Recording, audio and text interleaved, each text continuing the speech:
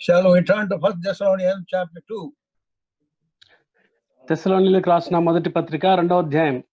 हमारा पवित्र शास्त्र बाइबल को पहला थेस्सलोनी की पत्री 2 अध्याय की ओर मुड़ेंगे. 10, 11 and 12. 10, 11, 12 వచనాలు. 10, 11 और 12 पद.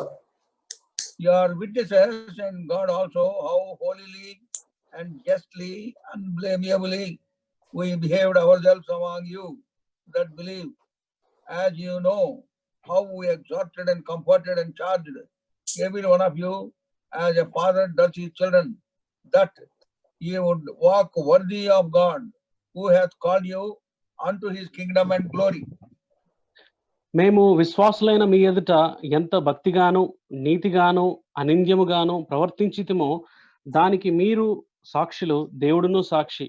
తన రాజ్యమునకును మహిమకును మిమ్మును పిలుచుచున్న దేవునికి తగినట్టుగా మీరు నడుచుకొనవలనని మేము మీలో ప్రతి వారిని హెచ్చరించుచు ధైర్యపరచుచు సాక్ష్యమిచ్చుచు తండ్రి తన బిడ్డల ఎడల నడుచుకొను రీతిగా మీలో ప్రతి వాని ఎడల మేము నడుచుకొంటిమని మీకు తెలియను. 10, 11, 12 पद. तुम आप ही गवाह हो और परमेश्वर भी गवाह है कि तुम विश्वासियों के बीच में हमारा व्यवहार कैसा पवित्र और धार्मिक और निर्दोष रहा. तुम जानते हो कि जैसा पिता अपने बालकों के साथ व्यवहार करता है वैसे ही हम भी तुम में से हर एक को उपदेश करते और शांति देते और समझाते थे कि तुम्हारा चाल चलन परमेश्वर के योग्य हो जो तुम्हें अपने राज्य और महिमा में बुलाया है. Same book, 1 Thessalonians chapter 4 verse 1.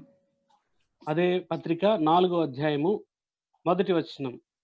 यही पत्री पहला थिस्सलुनी 4 अध्याय उसका पहला पद. Furthermore, then we beseech you, brethren, and exhort you by the Lord Jesus, that as ye have received of us how we ought to walk and to please God, so ye would abound more and more. మెట్టుకు సహోదరులారా, మేము ప్రభు అయిన యేసు ద్వారా మీకు ఇచ్చిన ఆజ్ఞను మీరు ఎరుగుదురు కాగా మీరెలాగూ నడుచుకొని దేవుని సంతోషపరచవలెనో మా వలన నేర్చుకున్న ప్రకారముగా మీరు నడుచుకొనుచున్నారు. ఈ విషయంలో మీరు అంతకంతకు అభివృద్ధి నొందవలనని మిమ్మును వేడుకొని ప్రభు అయిన యేసు నందు హెచ్చరించుచున్నాము. इसलिए हे भाइयों, हम तुमसे विनती करते हैं और तुम्हें प्रभु यीशु मसीह में समझाते हैं कि जैसे तुमने हमसे योग्य चाल चलना और परमेश्वर को प्रसन्न करना सीखा है और जैसा तुम चलते भी हो वैसे ही और भी बढ़ते जाओ.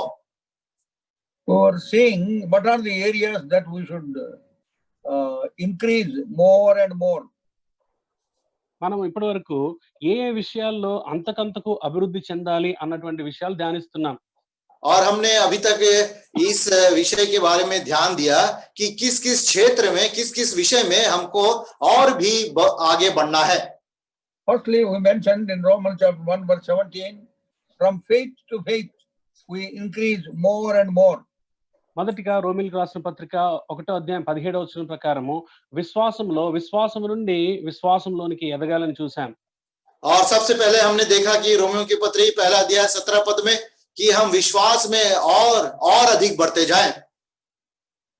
Lord himself said in the Mark's Gospel chapter 11 verse 22 that he said have faith in God. మరి ప్రభువైన యేసుక్రీస్తు ఆయనే చెప్పారు మార్కు సువార్త 11వ అధ్యాయం 22వ వచనంలో దేవుని యందు విశ్వాసముంచుడి. Mark's Gospel 11:22 have faith in God. Mark 11:22 అందుకు యేసు వారితో ఇట్లనెను మీరు దేవుని యందు విశ్వాసముంచుడి. मरकुस रचित सुसमाचार 11 अध्याय 22 पद यीशु मसीह कहता है परमेश्वर पर विश्वास रखो. Faith is very important ingredient in Christian life. క్రైస్తవ యొక్క జీవితంలో విశ్వాసం అనేది చాలా ప్రాముఖ్యమైనటువంటి విషయం. और मसीही जीवन में विश्वास जो है बहुत ही प्रामुख्य स्थान और विषय है. As we have already seen in 2 Peter chapter 1 5 to 9, without faith there cannot be any spiritual traits in our lives. మనం ఇంతకు ముందు చూసాం పేతురు రాసిన 2వ పత్రిక 1వ అధ్యాయం 5 నుంచి 9 వచనాల్లో మరి విశ్వాసం లేకుండా మిగతా గుణశైల్యాలు మనం కలిగి ఉండలేం. మొదటిగా ఉండాల్సింది విశ్వాసమే. और हमने देखा है कि दूसरा पत्रस पहला अध्याय 5 से 9 पद तक कि विश्वास के बिना हम दूसरे सद्गुण को हम जोड़ नहीं सकते। सबसे पहला विश्वास होना जरूरी है। If there is no faith, there cannot be prayer. చూడండి, విశ్వాసం లేకపోతే ప్రార్థన అనేది ఉండదు. और अगर हमारे जीवन में विश्वास नहीं है तो प्रार्थना भी नहीं कर सकते। If there is no faith, there cannot be praise and worship. విశ్వాసం లేకపోతే స్తుతి ఆరాధన అన్నదానికి చోటే లేదు. बिना विश्वास के हम स्तुति और आराधना भी नहीं कर सकते। If there is no faith, there cannot be fruitful fellowship. చూడండి, విశ్వాసం లేకపోతే ఫలభరితమైన సహవాసం అనేది ఉండదు. अगर विश्वास नहीं है तो हम फल भरित संगति भी नहीं कर सकते। If there is no faith, we cannot enjoy and express the power of the living God through our life. విశ్వాసం లేకపోతే మన జీవితాల ద్వారా దేవుని యొక్క శక్తి మహత్యాలను మనం ఇతరులకు చూపించలేం, బయలుపరచలేం. अगर हमारे जीवन में विश्वास नहीं है तो परमेश्वर की महानता और उसकी शक्ति सामर्थ्य को हम प्रकट नहीं कर सकते। If there is no faith, there cannot be obedience. విశ్వాసం లేకపోతే విధేయత చూపించలేం. अगर मेरे जीवन में विश्वास नहीं है तो मैं आज्ञाकारी नहीं रहूंगा। If there is no faith, there cannot be separation. విశ్వాసం లేకపోతే ప్రత్యేకమైన జీవితం అనేది లేదు. अगर विश्वास नहीं है तो अलगाव का जीवन भी नहीं है। So we conclude, if there is no faith, there is no hope, there is no heaven. మరి ఈ రీతిగా మనం చెప్పొచ్చు, విశ్వాసం లేకపోతే అసలు నిరీక్షణ లేదు, పరలోకమే లేదు. और अंत में ये वाक्य हम कह सकते हैं कि अगर हमारे जीवन में विश्वास नहीं है तो आशा नहीं है और स्वर्ग भी नहीं है। That is why Lord said very clearly, have faith in God. అందుకే ప్రభువైన క్రీస్తు చాలా స్పష్టంగా చెప్పారు, దేవుని యందు విశ్వాసం ఉంచుడి. और इसलिए यीशु ने बहुत ही स्पष्ट रीति से कहा, परमेश्वर पर विश्वास रखो। Mark's Gospel, chapter 11. మార్కు సువార్త 11వ అధ్యాయం मरकुस रचित सुसमाचार 11 अध्याय 23 and 24. 23, 24 వచనాలు. 23 अध्याय और 24 अध्याय पद 23 पद 24 पद। For verily I say unto you, that whosoever shall say unto this mountain, be thou removed and be thou cast unto the sea, and shall not doubt in his heart, but shall believe that those things which he hath shall come to pass, he shall have whatsoever he saith. Therefore I say unto you, what things soever ye desire, when ye pray, believe that ye receive them, and ye shall have them. ఎవడైనను ఈ కొండను చూచి నీవు ఎత్తబడి సముద్రంలో పడవేయబడుమని చెప్పి తన మనస్సులో సందేహింపక తాను చెప్పినది జరుగునని నమ్మిన ఎడల వాడు చెప్పునది జరుగునని మీతో నిశ్చయముగా చెప్పుచున్నాను. అందుచేత ప్రార్థన చేయనప్పుడు మీరు అడుగుచున్న వాటినెల్లను పొంది ఉన్నామని నమ్ముడి, అప్పుడు అవి మీకు కలుగునని మీతో చెప్పుచున్నాను. मैं तुमसे सच कहता हूं कि जो कोई इस पहाड़ से कहे तू उखड़ जा और समुद्र में जा पड़, और अपने मन में संदेह ना करे, वरन प्रतीति करे कि जो कहता है वो हो जाएगा, तो उसके लिए ये वही होगा। इसलिए मैं तुमसे कहता हूं कि जो कुछ तुम प्रार्थना करेंगे करके मांगोगे तो प्रतीति कर लो कि तुम्हें मिल गया और तुम्हारे लिए हो जाएगा। However much that situation may be tough and very serious, but yet if you believe, if you have faith in God, but according to the good pleasure of his will, he will answer your prayer. చూడండి, మనం ఎదుర్కొన్నటువంటి పరిస్థితి ఎంత కష్టమైనదైనా, క్లిష్టమైనదైనా, కఠినమైనదైనా సరే ప్రభు అందులోంచి విడిపిస్తాడు, అందులో విజయం ఇస్తాడని ప్రభువును నమ్మినప్పుడు ఆయన మహిమైశ్వర్యంలో నుంచి ఆ రీతి ఆయన సహాయం అందిస్తాడు, విడిపిస్తాడు. चाहे हमारे जीवन में परिस्थिति क्यों ना हो, बहुत ही गंभीर और दुखदायी परिस्थिति क्यों ना हो, फिर भी जब हम परमेश्वर पर विश्वास करते हैं, परमेश्वर अपने अगम्य धन से हमको बचाएगा और हमको संभाले रखेगा। For man it may be impossible, but for God everything is possible. బహుశా మనుషులకి అది అసాధ్యమేమో, బట్ దేవునికైతే అసాధ్యమైనదంటూ ఏది లేదు. मनुष्य के लिए वो असंभव हो सकता है, लेकिन परमेश्वर के लिए कोई बात असंभव नहीं है। Mark's Gospel, chapter 10, verse 27. Mark సువార్త 10వ అధ్యాయము 27వ వచనం. मरकुस रचित सुसमाचार 10 अध्याय उसका 27 पद। And Jesus, looking upon them, said, with men it is impossible, but not with God, for with God all things are possible. యేసు వారిని చూచి, ఇది మనుష్యులకు అసాధ్యమే కాని దేవునికి అసాధ్యము కాదు, దేవునికి సమస్తమును సాధ్యమే అనెను. यीशु ने उनकी ओर देखकर कहा, मनुष्यों से तो यह नहीं हो सकता, परंतु परमेश्वर से हो सकता है, क्योंकि परमेश्वर से सब कुछ हो सकता है। With God, all things are possible. దేవునికి సమస్తమును సాధ్యమే. क्योंकि परमेश्वर के साथ सब कुछ हो सकता है। Now see Mark's Gospel, chapter 9, verse 23. Marks వార్త 9వ అధ్యాయం 23వ వచనం. मरकुस रचित सुसमाचार 9 अध्याय उसका 23 पर Jesus said unto him, if thou canst believe, all things are possible to him that believe. అందుకు యేసు, నమ్ముట నీ వలనైతే నమ్మువానికి సమస్తమును సాధ్యమే అని అతనితో చెప్పెను. यीशु ने उससे कहा, यदि तू कर सकता है, यह क्या बात है, विश्वास करने वाले के लिए सब कुछ हो सकता है। See what great Lord is giving unto us. For God all things are possible. Now in the same way, here we find, if we believe, for you also all things are possible. చూడండి, మనకి దేవుడు ఎంత గొప్ప ఆధిక్యత ఇస్తున్నాడో. ఇంతకు ముందు వచనంలో మనం చదివాం, దేవునికి సమస్తమును సాధ్యమే. అదే సమయంలో ఎవరైతే ఈ దేవుని నమ్ముతారో మరి మనకి కూడా సమస్తమును సాధ్యమే అని చెప్తున్నాడు. और हमने पहले जैसा पढ़ा है, यीशु ने कहा परमेश्वर के साथ सब कुछ हो सकता है, और इसी रीति से इतना बड़ा सौभाग्य हमें भी ईश्वर परमेश्वर ने दिया कि यदि हम विश्वास करेंगे, वो सारे चीज हमारे जीवन में भी संभव हो सकता है। To him that believeth, note that line. To him that believeth, to him that believeth, all things are possible. మరి నమ్ముట నీ వలనైతే నమ్మేవానికి సమస్తమును సాధ్యమే. నమ్మటం ప్రాముఖ్యం ఇక్కడ. నమ్మేవానికి సమస్తము సాధ్యం. प्रामुख्य विषय यहाँ पे यह है कि विश्वास करने वाले के लिए सब कुछ हो सकता है, जो विश्वास करते हैं। In 2004, I had an invitation to go to USA first time for the special meetings. చూడండి, 2004 సంవత్సరంలో మొదటిసారిగా అమెరికా దేశంలో ప్రత్యేకమైన కూడికల కోసం రమ్మని ఆహ్వానం నాకు అందింది. 2004 सन में स्पेशल मीटिंग्स के लिए मुझे निमंत्रण दिया गया था पहली बार। यूएसए के लिए पहली बार निमंत्रण दिया गया। Then I took my passport, which is empty, totally empty. I did not go anywhere. I just have a passport. I went to an agent. Saw the passport. You did not go anywhere? I said, no. How much bank balance you have? I said, hardly 300-400 rupees. చూడండి, నేను ఆ passport అప్పుడు తీసుకొని ఒక agent దగ్గరికి వెళ్ళాను.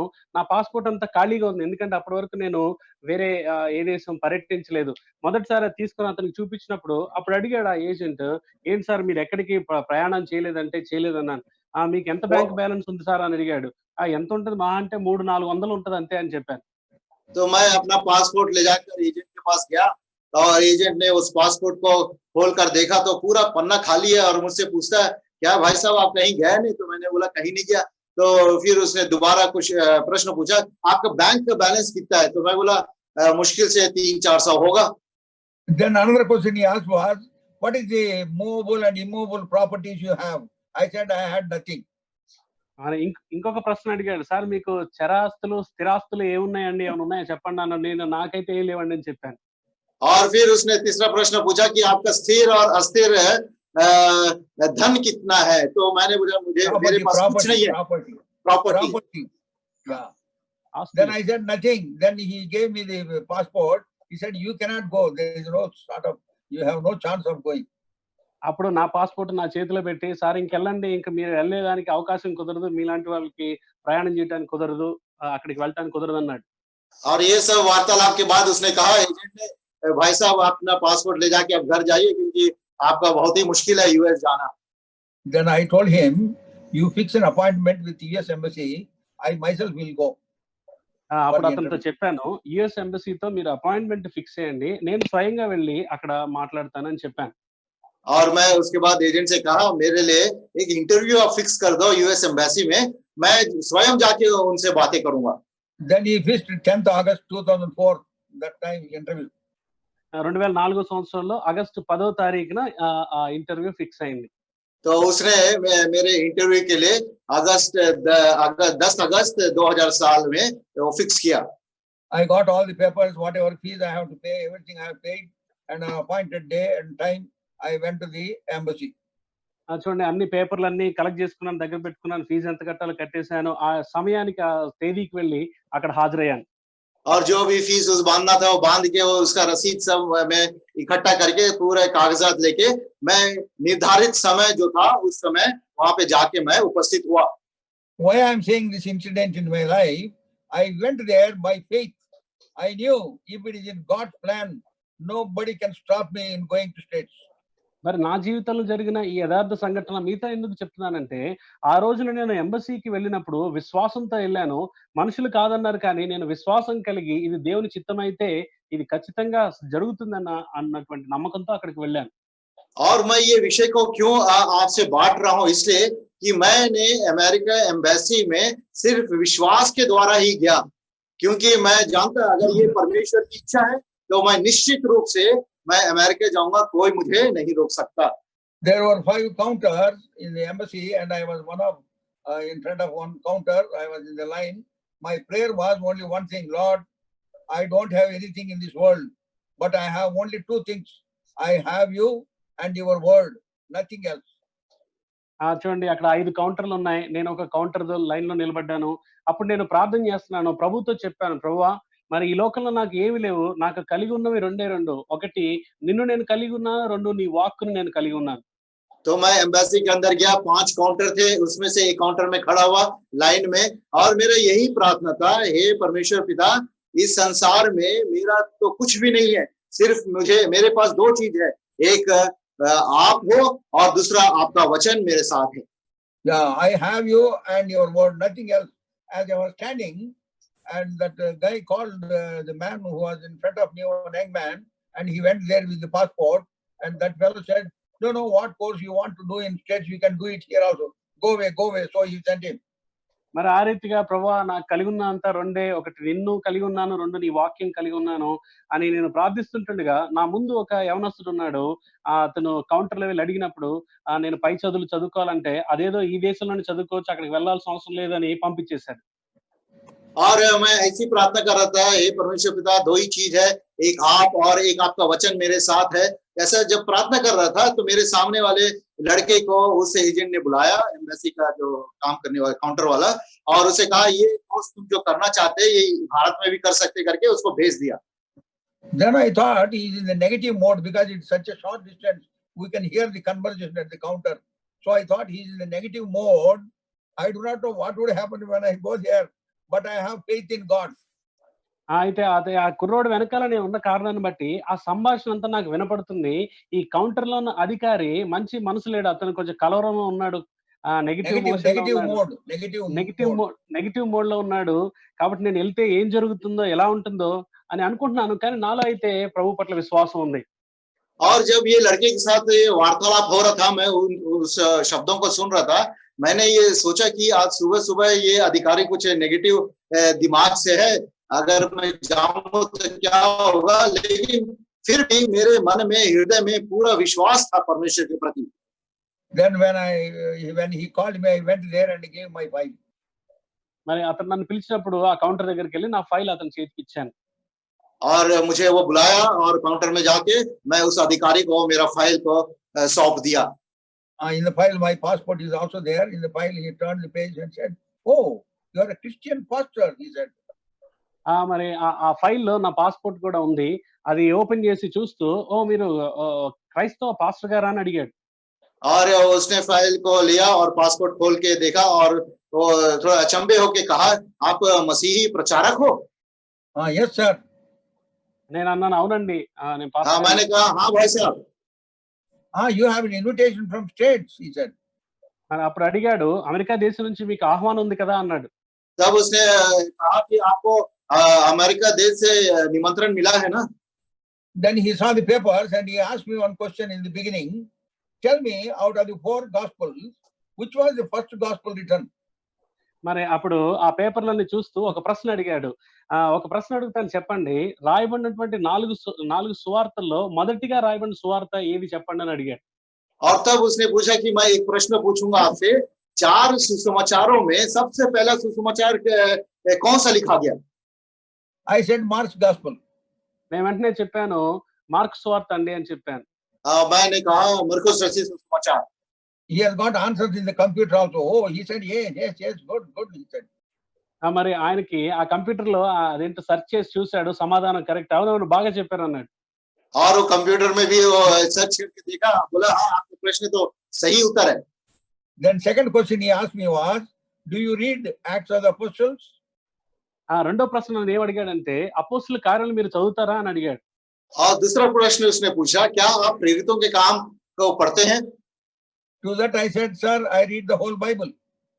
అప్పుడు వెంటనే చెప్పాను, నేను బైబిల్ మొత్తం చదువుతాను సార్ అన్నాను. और तुरंत मैं उसको उत्तर दिया, भाई साहब मैं पूरा बाइबल को मैं पढ़ता हूँ. Then he asked me, please tell me who wrote Acts of the Apostles? అప్పుడు మళ్ళీ వెంటనే ఇంకో ప్రశ్న అడిగాడు, ఆ అపోస్తుల కార్యములు ఎవరు రాశారో చెప్పండి అని అడిగాడు. और उसके बाद तुरंत उसने पूछा कि प्रेरितों के काम कौन लिखा? Then I started preaching. ఇక నేను ప్రసంగం చేయడం మొదలు పెట్టాను. और उसके बाद मैं प्रचार करना आरंभ किया. I said, Saint Luke wrote 2 letters. The first letter was Luke's Gospel, and the second letter was Acts of the Apostles to one Theophilus. He wanted him to understand who is Christ and what is his ministry. అప్పుడు నేను As I చెప్తాం was saying ఆరంభించి, further, he said, no, that is enough. He did not ask anything. ఇక నేను ఆరంభించి మొదలు పెట్టాను. మరి పరిశుద్ధుడైనటువంటి లూకా రాశాడండి ఈ అపోస్తుల కార్యంలో. అతను ఇంకొక పుస్తకం కూడా రాశాడు, అది లూకా సువార్త థియోఫిలాకి రాస్తూ క్రీస్తు ఎవరు, ఆయన చేసిన కార్యాలు ఏంటని రాశాడు. ఆ తర్వాత అపోస్తుల కార్యాలు రాశాడు అని నేను చెప్తుండగా అధికారి అన్నాడా, చాలు ఇంకా చాలు నాకు అర్థమైపోయింది అన్నాడు. और मैं उसको चालू किया बताने के लिए, कहा कि लूक जो है 2 किताबें लिखे, उसमें पहला लूका सुसमाचार है, दूसरा प्रेरितों का, और थियोफिलस को लिखा ताकि यीशु मसीह कौन है, उसके कार्य क्या है और उसके जो उद्देश्य क्या है उसके बारे में. तो उसने कहा बस हमको कोई बताने की जरूरत नहीं है. That's all he asked me. He did not ask me what I did not have. He did not ask me about my property or bank balance or anything. He exactly asked me what I have. చూడండి, ఆ అధికారి నా దగ్గర ఏముందో, నేనేం కలిగి ఉన్నానో అదే అడిగాడు. నా ఆస్తుల గురించి లేకపోతే డబ్బు గురించి ఏం అడగలేదు. నా దగ్గర వాక్యం నేను కలిగి ఉన్నాను, ఆ వాక్యం గురించి అడిగాడు అంతే. और देखिए वो अधिकारी मेरे पास जो मेरे अंदर जो निवास करता था वही उसने पूछा, ना कि मेरे स्वास्थ्य के बारे में या फिर मेरे धन के बारे में और कोई और किसी के बारे में. That's all. He retained my passport and he gave me a token. Go there, they will give you one self-addressed blank envelope. You write your address, you will get the passport within a week. ఆ తర్వాత ఆయన అన్నాడు, నా passport నా దగ్గర ఉంచుకొని ఒక token number ఇచ్చి, ఆ పలానా కౌంటర్ దగ్గరికి వెళ్ళండి, అక్కడ ఒక బ్లాంక్ ఎన్వలప్ ఇస్తారు, మీ అడ్రస్ రాసి ఇవ్వండి, మరి వీసా వేసిన తర్వాత మీ యొక్క పాస్పోర్ట్ మీకు పంపిస్తామని చెప్పారు. और तुरंत उसने कहा कि आपको एक टोकन मैं दूंगा, वो टोकन लेके उस काउंटर में जाइए, एक खाली एनवलप रहेगा, उसमें आपका एड्रेस लिख दीजिए, आपका वीसा हम आपको भेजेंगे. Then I was writing the address and I was just crying. Tears of joy were rolling down my cheeks as I was writing the address on that envelope. I gave it and went home rejoicing and giving thanks unto the Lord. చూడండి, నేను ఆ counter దగ్గరికి వెళ్ళి envelope తీసుకొని address అంతా రాస్తున్నప్పుడు సంతోషంతో మరి కన్నీళ్లు ఉబికి వస్తున్నాయి. నా యొక్క చెంపలన్నీ కన్నీటితో తడిచిపోయాయి. ఎందుకంటే ఆ సంతోషంతో ప్రభువుని స్తుతిస్తూ అక్కడి నుంచి ఇంటికి వెళ్ళాను. और मैं उस काउंटर में गया, जब मैं अपना एड्रेस को लिख रहा था, खुशी के आंसू मेरे आंख से बहने लगे और मैं उस लिफाफे को उनको देके आनंद और खुशी मनाते हुए मैं घर लौट आया. So we find here how faith can play a vital role beyond your asking, beyond your thinking. God can do on our behalf. చూడండి, ఇక్కడ చెప్పొచ్చే సంగతి ఏంటంటే, విశ్వాసం అనేది ఎంత ప్రముఖమైన పాత్ర పోషిస్తుందో మన జీవితాల్లో. విశ్వాసంతో మనం ముందుకు వెళ్ళినప్పుడు మనం అడిగిన దానికంటే, మనం ఊహించిన దానికంటే ఎక్కువగా మన దేవుడు మన పట్ల చేయగలడు. देखिए मसीही जीवन में जो विश्वास है बहुत ही एक प्रामुख्य स्थान है और लेता है, क्योंकि हमारे सोच और विचार से अधिक परमेश्वर हमारे प्रति करता है जब हम विश्वास में दृढ़ रहते हैं. Ephesians chapter 3. ఎఫెసీయులకు రాసిన పత్రిక 3వ అధ్యాయం. इफिसियों के पत्री 3 अध्याय verse 20. 20వ వచనం. और उसका 20 पद. Now unto him that is able to do exceeding abundantly above all that we ask or think, according to the power that worketh in us. మనలో కార్యసాధకమైన తన శక్తి చొప్పున మనము అడుగు వాటన్నిటికంటేను ఊహించు వాటన్నిటికంటేను అత్యధికముగా చేయ శక్తిగల దేవునికి క్రీస్తు యేసు మూలముగా సంఘములో తరతరములు సదాకాలము మహిమ కలుగును గాక ఆమేన్. अब जो ऐसा सामर्थ्य है कि हमारे विनती और समझ से कहीं अधिक काम कर सकता है, उस सामर्थ्य के अनुसार जो हमें कार्य करता है. Yeah, we read in Hebrews chapter 11 verse 26. Hebrews 11:6. Without faith, it is impossible to please God. మనము హెబ్రీయులకు రాసిన పత్రిక 11వ అధ్యాయం 6వ వచనంలో చదువుతాము. విశ్వాసం లేకుండా ప్రభు దేవునికి ఇష్టడై ఉండుట అసాధ్యము. इब्रानी की किताब 11 अध्याय पत्री 11 अध्याय उसका 6 पद में लिखा है, विश्वास बिना उसे प्रसन्न करना अन्न होना है. So when you have this faith and confidence and trust and belief on him and pray, what he would do is, according to Ephesians chapter 3 verse 20, beyond your asking, beyond your imagination, he will do.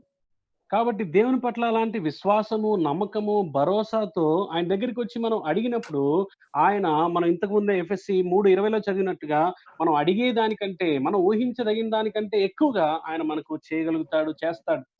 सो जब हमारे जीवन में विश्वास, भरोसा और दृढ़ निश्चय परमेश्वर पर रहता है और प्रार्थना में लगे रहते हैं, तो हमने जो वचन को पढ़ा है इफिसी 3 और 20 के अनुसार हमारे विनती और समझ से कहीं अधिक वो हमारे लिए कार्य करता है.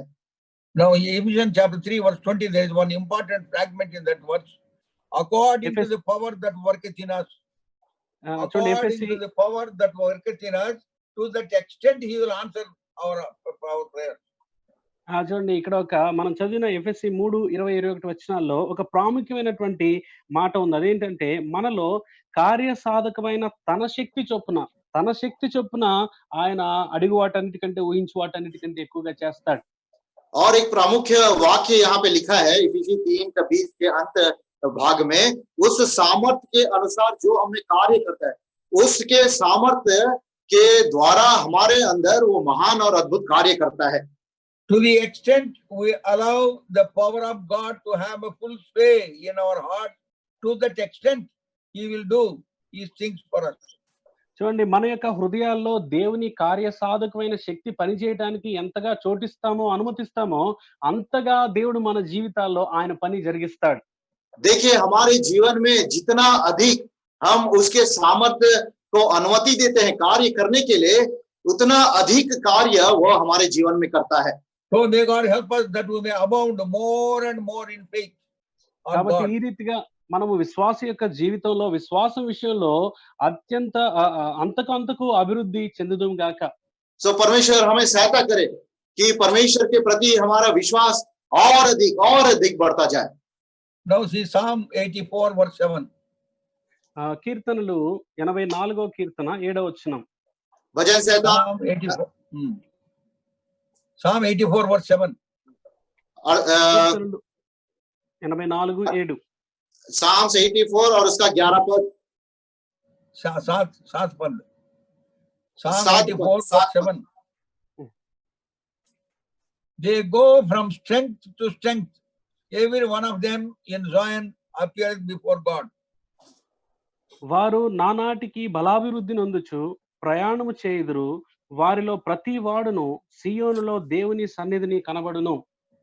भजन संहिता 84 उसका 7, वे बल पर बल पाते जाते हैं, उनमें से हर एक जन सियोन में परमेश्वर को अपना मुंह दिखाएगा. They go from strength to strength. This is the second thing we are seeing. One is from faith to faith we move on, and secondly from strength to strength we should abound more and more. చూడండి మన నడక విషయంలో, అభివృద్ధి చెందే విషయంలో మొదటిగా విశ్వాసం నుండి అధిక విశ్వాసానికి అన్న సంగతి చూసాము. ఇప్పుడు రెండవదిగా బలాభివృద్ధి, అంటే బలము నుంచి అధిక బలానికి ముందుకు సాగాలి, ఎదగాలి. सबसे पहले विषय हमने देखा, मनन किया कि विश्वास में और अधिक हमको बढ़ते जाना है, और भजन 84 उसका 7 के अनुसार हमको बल में भी, सामर्थ्य में भी और अधिक बल पर बल में बढ़ते जाना है. Now who are those who go from strength to strength? We have answered from 4 and 5. 4 and 5 says, blessed are they that dwell in thy house. Verse 5, blessed is the man whose strength is in thee. చూడండి, ఎవరు నానాటికి బలాభివృద్ధి పొందుతారు, ఎవరు ఇలాంటి బలంలో వృద్ధి చెందుతారు అన్న దానికి సమాధానం 4, 5 వచనాల్లో ఉంది. 4వ వచనం, నీ మందిరమునందు నివసించువారు ధన్యులు. 5వ వచనం, నీ వలన బలమునందు మనుష్యులు ధన్యులు, వాళ్ళు బలాభివృద్ధి నొందుతారు. कौन है वे जो बल पर बल में बढ़ते जाते हैं? उसका उत्तर 4 और 5 पद में दिया गया है इसी अध्याय का। क्या ही धन्य है जो तेरे भवन में रहते हैं, वे तेरी स्तुति निरंतर करते रहेंगे। क्या ही धन्य है वो मनुष्य जो तुझसे शक्ति पाता है। Those who decide to dwell in the house of the Lord all the days of their life. మరి ఎవరైతే తమ జీవిత కాలం అంతా కూడా దేవుని యొక్క మందిరంలో నివసించగోరుతారో వారు బలం పొందుతారు. जो परमेश्वर के मंदिर में अपने जीवन काल पूरा निवास करना चाहते हैं, वे ही बल पर बल में बढ़ते रहते हैं। That was the burden of King David, the sweetest singer of all Israel. According to Psalm 23, verse 6, I would like to dwell in the house of the Lord all the days of my life, he said. చూడండి, అదే మనము భక్తుడైనటువంటి దావీదు యొక్క జీవితంలో చూడగలుగుతాం. ఇశ్రాయేలు దేశంలో మధురమైన గాయకుడు, రచయిత 23వ కీర్తనలో రాస్తా అంటాడు, నా జీవిత కాలం అంతా యెహోవా మందిరంలో నేను నివాసము చేయటానికి ఇష్టపడుతున్నాను అంటాడు. और ये ही चाह और जिज्ञासा दाऊद राजा में भी था, जो सबसे महान गायक का भजन करने वाला था। पूरा इस्राएल में भजन संहिता 23 अध्याय 6 पद में, मैं यहोवा के धाम में सर्वदा वास करूंगा। It is that power of God which really sustained him in all his suffering in his life. మరి తన యొక్క జీవితంలో ఎదుర్కొన్నటువంటి ప్రతి శ్రమలో కూడా మరి ఆ యొక్క దేవుని బలమే తనని నిలబెట్టి నడిపించింది. और वो ही परमेश्वर की शक्ति और बल जो दाऊद को उनके जीवन काल में हर दुख और तकलीफ में संभाले रखा। Job 17 verse 9. యోబు గ్రంథము 17వ అధ్యాయం 9వ వచనం. अय्यूब की किताब 17 अध्याय और उसका 9 पद। Job 17:9 says, the righteous also shall hold on his way, and he that hath clean hands shall be stronger and stronger. 17వ అధ్యాయం 9వ వచనం, అయితే నీతిమంతులు తమ మార్గమును విడువక ప్రవర్తించుదురు, నిరపరాధులు అంతకంతకు బలము నొందుదురు. तो भी धर्मी लोग अपना मार्ग पकड़े रहेंगे और शुद्ध काम करने वाले सामर्थ पर सामर्थ पाते जाएंगे। Niraparal, that means those who have got clean hands, those who, that means live a life of separation, those who are very clean and holy, they move from strength to strength for the glory of God. మరి ఇక్కడ నిరపరాధులు అంటే శుభ్రమైన చేతులు గలవారు, పవిత్రమైన చేతులు గలవారు, ప్రత్యేకింపబడిన జీవితం జీవించేవారు, పరిశుద్ధత పవిత్రత కలిగినటువంటి జీవితం కలిగిన వారు, వారు బలము నుంచి అధిక బలం పొందుతారు దేవుని యొక్క మహిమార్థమై. शुद्ध का यह मतलब है जिसके हाथ शुद्ध है, जिसका जीवन शुद्ध है, जो पवित्रता का जीवन जीते हैं, अलगाव का जीवन जीते हैं, वे ही सामर्थ्य पर सामर्थ्य में बढ़ते रहते हैं परमेश्वर की महिमा के लिए। 1 Corinthians 1:24 says, Christ, the power of God and the wisdom of God. మరి 1 కొరింథీ 1వ అధ్యాయం 24వ వచనంలో క్రీస్తు దేవుని యొక్క శక్తి అయి ఉన్నాడు అని అక్కడ చదువుతున్నాం. पहला कुरिन्थी पहला अध्याय उसका 24 पद में हम पढ़ते हैं, परंतु मसीह परमेश्वर की सामर्थ्य है। And then Philippians chapter 4 verse 13, Paul says, I can do all things through Christ who strengtheneth me. ఆ తర్వాత ఫిలిప్పీలకు రాస్తూ అపోస్తలుడైన పౌలు అంటున్నాడు 4వ అధ్యాయం 13వ వచనంలో, నన్ను బలపరచువాని యందు నేను సమస్తము చేయగలను అంటున్నాడు. और पौलुस कहता है फिलिपियों की 4:11 में कि मैं 4:13 13 पद में कहता है, जो मुझे सामर्थ देता है उसमें मैं सब कुछ कर सकता हूँ। जो मुझसे सामर्थ, that means he is the one who gives me strength and power with which I can do all things. మరి దాని అర్థం ఏంటంటే నన్ను బలపరిచేవాడు, నాకు శక్తినిచ్చేవాడు దేవుడు, కాబట్టి ఆ శక్తితో ఆ బలంతో నేను సమస్తము చేయగలను అంటున్నాడు. इसका यह मतलब है जो परमेश्वर मुझे सामर्थ्य देता है वही सामर्थ्य से मैं सब कुछ कर सकता हूँ। He said what he can do, verse 12 makes it clear. చూడండి, అతను ఏం చేయగలడా, సమస్తం చేయగలటం అంటే ఏంటో అన్నది 12వ వచనంలో స్పష్టంగా రాశాడు. और जैसा उसने कहा सब कुछ कर सकता हूँ, तो वो क्या कर सकता है वही उत्तर 12 पद में दिया गया। वो क्या कर I सकता है? know both how to be abound, abased, and I know how to abound everywhere. In all things, I am instructed both to be full and to be hungry, both to abound and to suffer need. 12వ వచనం, దీన స్థితిలో ఉండనెరుగుదును, సంపన్న స్థితిలో ఉండనెరుగుదును, ప్రతి విషయములోను అన్ని కార్యముల్లోనూ కడుపు నిండి ఉండుటకును, ఆకలి కొని ఉండుటకును, సమృద్ధి కలిగి ఉండుటకును, లేమిలో ఉండుటకును నేర్చుకొని ఉన్నాను. लिखता है, मैं दीन होने भी जानता हूं और बढ़ना भी जानता हूं। हर एक बात और सब दशाओं में मैंने तृप्त होना, भूखा रहना और बढ़ना घटना सीखा है। This he says, I can do all things. మరి ఈ మాట చెప్పిన తర్వాత దీన్ని బట్టి అంటున్నాడు, నన్ను బలపరచువాని అందు నేను సమస్తం చేయగలను అంటున్నాడు. और यही सब काम वो बताने के बाद कहता है, परमेश्वर की सामर्थ के द्वारा मैं सब कुछ कर सकता हूं। Many times we pass through tough situations like financial troubles and various problems, job problems, this and that. But in the midst of all this, a child of God, when he trusts him, he will say, as Paul could say, I can do all things, means I can bear all things. మరి మనం కూడా విశ్వాసులుగా కొన్నిసార్లు కొన్ని కఠినమైన పరీక్షల గుండా, పరిస్థితుల గుండా వెళ్తున్నాం. ఆర్థికపరమైన ఇబ్బందులు అవ్వచ్చు, ఉద్యోగ సమస్యలు అవ్వచ్చు, లేకపోతే కుటుంబ సమస్యలు అవ్వచ్చు. ఏమైనా కూడా ఇలాంటి పరిస్థితులు ఎదుర్కొన్నప్పుడు అపోస్తలుడైన పౌలు ఏ రీతిగా చెప్పాడో మనం కూడా చెప్పగలం.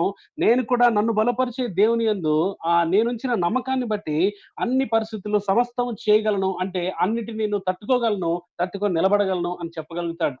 कई बार ऐसा होता है विश्वासी जीवन में भी, हम बहुत सारी भयानक परिस्थिति से जाते हैं, आर्थिक परिस्थिति और अन्य कई परिस्थिति, लेकिन जब हम परमेश्वर पर पूरा भरोसा और दृढ़ निश्चय रखते हैं, जैसा पौलुस कहता है कि मैं उसके सामर्थ्य से सब कुछ कर सकता हूं, उसका मतलब मैं सब कुछ सहने के लिए तैयार हूं। So according to the word of God, what is the source of strength? What is the source of power? What is the source from where you can draw that strength and power? మరి దేవుని యొక్క వాక్య ప్రకారము అసలు ఇలాంటి బలము, ఇలాంటి శక్తి, ఇలాంటి పరిస్థితిని ఎదుర్కోలేనటువంటి ధైర్యము ఇవన్నీ ఎక్కడి నుంచి వస్తాయి? వీటన్నిటికీ మూలము ఏంటి? మూలం ఎవరు? और परमेश्वर के वचन के अनुसार ये जो शक्ति और ये जो बल हम कहां से पा सकते हैं, तो इसका स्रोत कहां से है? See, Nehemiah chapter 10. నెహెమ్యా గ్రంథము 10వ అధ్యాయం. नेहमिया की किताब 10 अध्याय।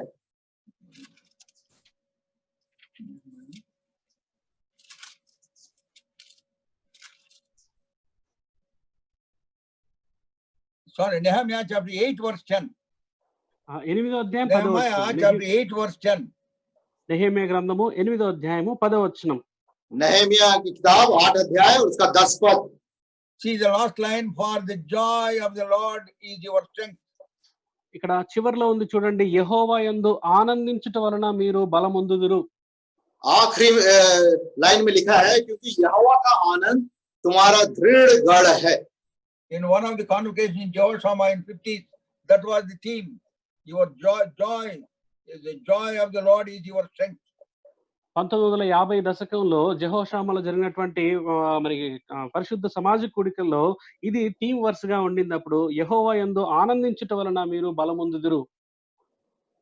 1950 के दशक में यहोशाफात में कॉन्वोकेशन में एक मुख्य अंश था यही कि यहोवा का आनंद तुम्हारा दृढ़ गढ़ है। What is that joy? ఏంటి ఆ సంతోషం? ఏంటి और ఆనందం? वो आनंद क्या है? First Peter పేతురు రాసిన మొదటి పత్రిక पहला chapter पत्र 1 verse 8. మొదటి అధ్యాయం 8వ వచనం. पहला पत्र पहला अध्याय उसका 8 पद। Whom having not seen ye love, in whom though now ye see him not, yet believing ye rejoice with the joy unspeakable and full of glory. చూడండి 9వ వచనం. ఇప్పుడు ఆయనను కన్నులారా చూడకే విశ్వసించుచు మీ విశ్వాసమునకు ఫలమును అనగా ఆత్మరక్షణను పొందుచు చెప్పనసఖ్యమును మహిమాయుక్తమునైన సంతోషము గలవారై ఆనందించుచున్నారు. हिंदी में 8 पद, उससे तुम बिना देखे प्रेम रखते हो और अब तो उस पर बिन देखे भी विश्वास करके ऐसे आनंदित और मगन होते हो जो वर्णन से बाहर और महिमा से भरा हुआ है। joy unspeakable, full of glory. చూడండి, చెప్పనసఖ్యమైనటువంటి మహిమాయుక్తమైన సంతోషము గలవారై ఆనందిస్తున్నారు. और ऐसा आनंद और मगन होना जो वर्णन से बाहर और महिमा से भरा हुआ है. When you are saved, that means when your sins are forgiven, when your sins are washed by the precious blood of the Lord Jesus Christ, when you are saved, you had this joy unspeakable and full of glory. చూడండి, మీరు రక్షించబడిన నాడు, అంటే యేసు యొక్క రక్తంలో మీ పాపాలు కడగబడిన నాడు, మీరు ప్రభువుని రక్షకుడిగా అంగీకరించిన రోజున మీరు ఇలాంటి సంతోషము, చెప్పనసఖ్యమైన మహిమాయుక్తమైన సంతోషం పొందారు. और हम जब उद्धार पाए हैं, जब हमारा प्रभु यीशु मसीह हमारा उद्धारकर्ता हो गया है, प्रभु यीशु मसीह के लहू के द्वारा जब हमारे पाप धुल गए हैं, तब हमको उस समय ऐसे वर्णन से बाहर और महिमा से भरा हुआ आनंद का अनुभव हमने किया है. Those who have confessed their sins, those who repented of their sins, and those who have forsaken all those old things, they have the joy unspeakable and full of glory, and the power and the strength that we derive is from that joy. చూడండి, ఎవరైతే తమ పాపినని గ్రహించి ప్రభు దగ్గరికి వచ్చి తమ పాపాలు ఒప్పుకున్నారో, యేసు రక్తంలో తమ పాపం కడుక్కున్నారో, ఎవరైతే ఆ పాత పురుషుని అంతటినీ విడిచిపెట్టడానికి ఇష్టపడి ప్రభు వైపు తిరిగారో, వారు ఆ రోజున ఆనందము, ఆ సంతోషం పొందారు. ఆ ఆనందంలోంచి పుడుతుంది దేవుడిచ్చేటువంటి శక్తి, బలము.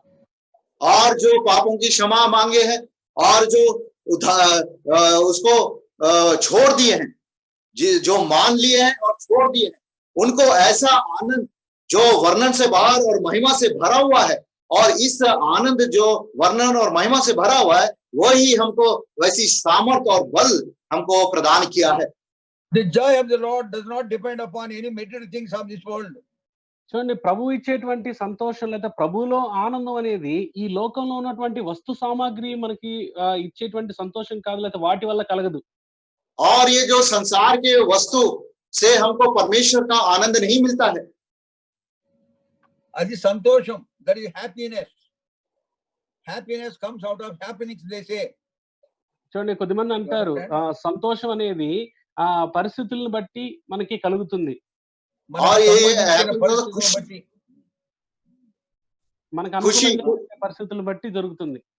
और ये जो संसार की वस्तुओं से हम खुश होते हैं, और ये खुशी जो joy of the Lord is through the forgiveness of sins. When we have that great, complete, eternal salvation, that joy cannot be explained. That is why it is written in Luke's Gospel, chapter 15, verse 7, if one soul is saved, there is joy in heaven. That is the joy that God has given to us. చూడండి, ప్రభువులో మనం కలిగి ఉన్నటువంటి ఆనందం అది ఎలాంటిదంటే, అది పరిస్థితులను బట్టి మారేది కాదు. ప్రభువు దగ్గరికి వచ్చి మన పాపాలు ఒప్పుకొని విడిచిపెట్టి కడగబడినప్పుడు, మనం ఆ పరిపూర్ణమైనటువంటి నిత్యమైన రక్షణ పొందినప్పుడు, అలాంటి రక్షణలో నుంచి ప్రభువు నందు ఉండేటువంటి ఈ ఆనందం కలుగుతుంది. అందుకే లూకా సువార్త 15:7 ఒక్క పాపి మారు మనస్సు పొందినప్పుడు పరలోకంలో గొప్ప సంతోషం కలుగుతుందంటే, అది అలాంటి గొప్ప సంతోషం. అందుకే చెప్పబడింది, అది చెప్పనసఖ్యమైనది. आनंद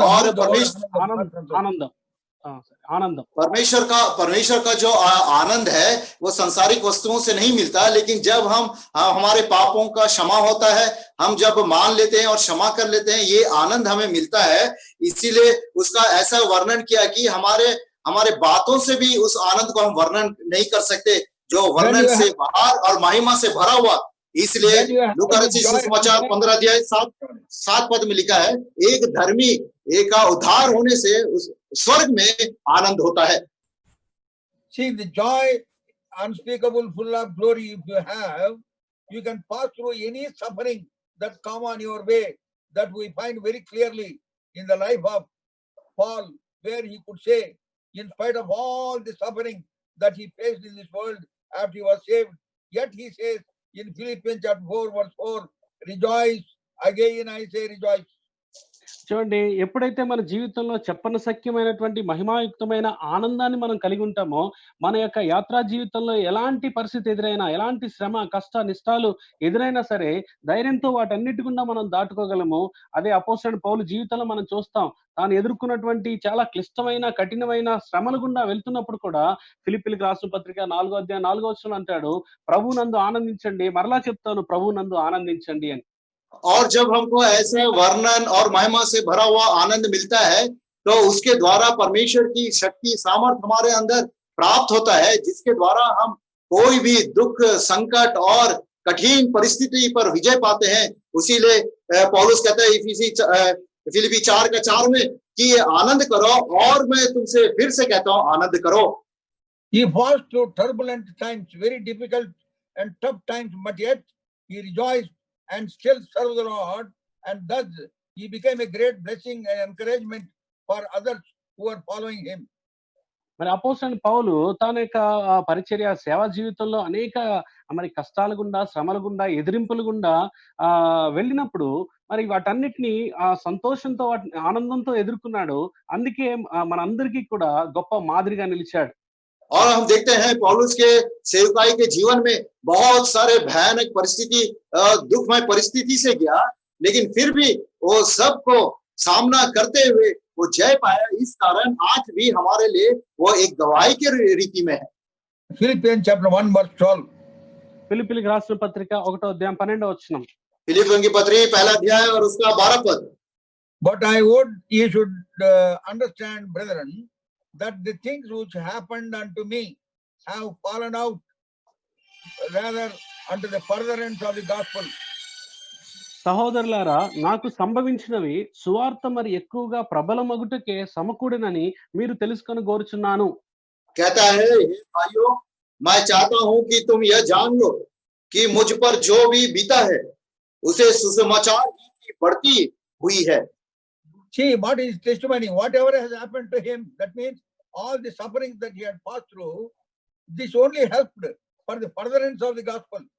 చూడండి, ఆయన ఏమంటున్నాడంటే ఆయన జీవితంలో ఏది ఎదుర్కొన్నా, అంటే తాను ఎదుర్కొన్నటువంటి శ్రమలన్నిటిలో కూడా అవి మేలు కొరకై సంభవించాయి, తద్వారా సువార్త ప్రబలం అవడానికే ఇవన్నీ జరిగాయని చెప్తున్నాడు.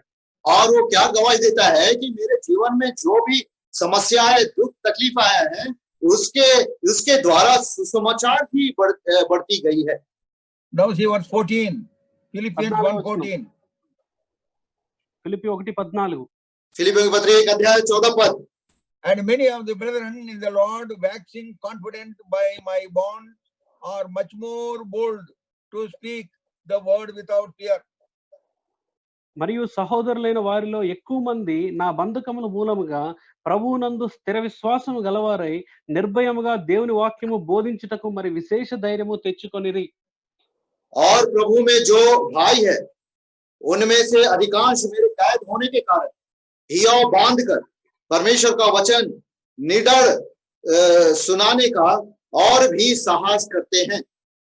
See, that is how he became a blessing for those who followed him, and they were emboldened more and more to serve him, because seeing the bonds of Apostle Paul and the way he was rejoicing in his bond, that encouraged them also to do the same. చూడండి, ఈ రీతిగా అపోస్తలుడైన పౌలు తన బంధకాలన్నింటిలో ఏ రీతిగా ఆనందిస్తున్నాడో, ఆ పరిస్థితులు ఎలా ఎదుర్కొంటున్నాడో, ఇవన్నీ చూస్తున్నటువంటి ఆయన అనుచరులు ఆయన యొక్క విశ్వాసం చూసి, ఆయన ఆనందాన్ని చూసి మరి ఎక్కువ ధైర్యం తెచ్చుకొని ప్రభు కోసం ముందుకు సాగుతూ సేవించారు. हम देखते हैं यहाँ पे पौलुस बंधकाई में रहने के बावजूद, दुख और तकलीफ में जाने के बावजूद, वो जो परमेश्वर में आनंद करता था, उनके सहकर्मी उसको देखकर वे भी दृढ़ और सामर्थ्य पाए ताकि परमेश्वर की और अधिक सेवा कर सके।